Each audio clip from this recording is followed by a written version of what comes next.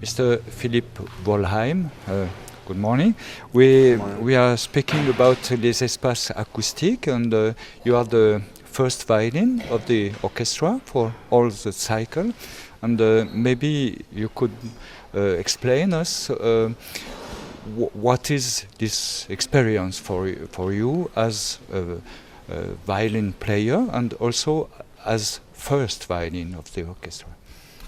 Yes, it is very interesting about this piece because I would say that, I mean, we are talking now about the second part because the first part is kind of chamber music. It's only small musicians, you have to lead a lot, you have to be well prepared, do it well. But the second part, I would say the leader is not that important because it often starts back in the eighth stand and it goes from there, comes to the front. So everyone actually must be a leader in that music, kind of music.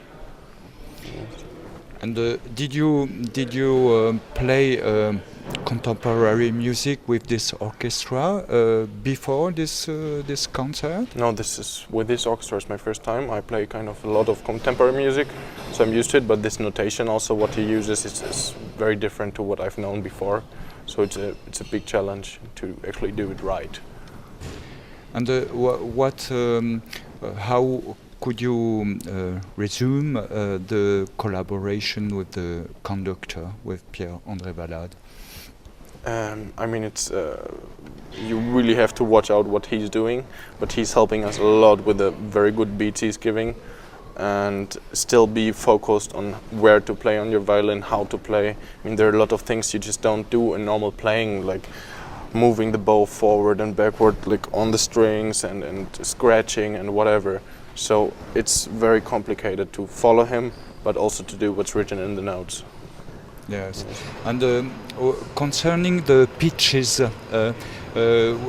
how did you realize these chords with microtonal chords and so on? Yeah, that's also the thing we don't do that often. I mean, I've done it before, but still, it's just still a lot of practice. It needs because the fingers are used to play in tune, and the moment you try to play out of tune, it gets difficult. It gets much more difficult than playing in tune, and that's just working, trying to get the positions where they belong, the fingers. Yes. And as leader of the string instruments, did you explain to your colleagues how to play some places in the scores and so on? Yes, we had a sectional rehearsal, we did stuff and people asked questions, and I prepared the piece kind of well, so I knew how to answer them, luckily. But without explanation, this piece can be very difficult. And also when we started the practicing, it was kind of hard because we just had the letter from Mr. Valade, which helped us, but still there were some open questions about stuff, but we could ask him anyway. And in your practice of chamber music, for example, do you play also some contemporary music with micro intervals and so on? It happens from time to time. Yes, it's not that much, but for example, I'm playing in an orchestra in a small one, so we're doing contemporary stuff, and I would not say used, but kind of used to play microtones too, so it's not that difficult for me. But maybe you could speak a little about your function of first violin of the orchestra and the way to explain to your colleagues how to play the right pitches and so on. Yes, in this piece, of course, it's crucial to know what to do because a lot of things are, I mean, they're explained, but not too well explained, and so you have to know what you're doing. So we had a sectional rehearsal, and they could ask questions. They asked questions, I answered them, colleague answered them, and it's a work together also. We're finding that together. And if we don't know how it goes on, we just ask Mr. Valade. He knows the piece perfect.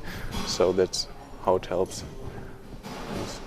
And from your side, do you play in the chamber music ensemble, string quartet, for example, this kind of micro intervals? And this have you experienced from this kind of your activities, this plays for the orchestra then? I have experienced that before. I'm playing in a small chamber orchestra where we do modern music, contemporary music, but still I'm not very used to it, so also for me it's hard to find the right notes, but it's possible anyway. Yes.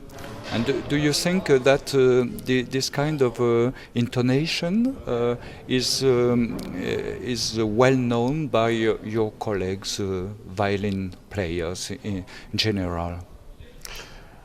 In general, it's not well known, I would say, for the string players, also for the brass note.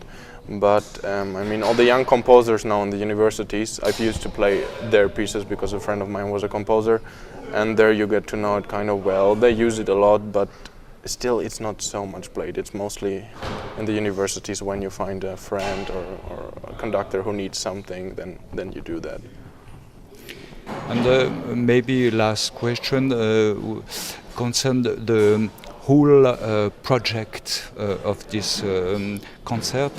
What do you think about the evolution of the music since the beginning and till the concert of tomorrow? What is important for you? What will you have in the head at the end of this period? Yeah, I mean it's fascinating how it's evolving. In the beginning, you just hear sounds. You can't really put them together, and then slowly, slow by slow, it forms something, and you notice suddenly it makes sense. It's overtones and the chords. He tunes the chords also very well, and you can hear. And also in the sectional rehearsals, if you see the notation, for example, I mean, sometimes it's very graphic. It goes from here to here, and everyone starts a little later. And when you get this cluster chord, it's amazing music, I would say. Yeah. And what would you like to say more as a maybe conclusion of this experience? Yes, I'm very happy that I could make that experience because first of all, for me it's great music, and second of all, you just learn a lot from it. You learn a lot. Yes. Thank you very much. Thank you.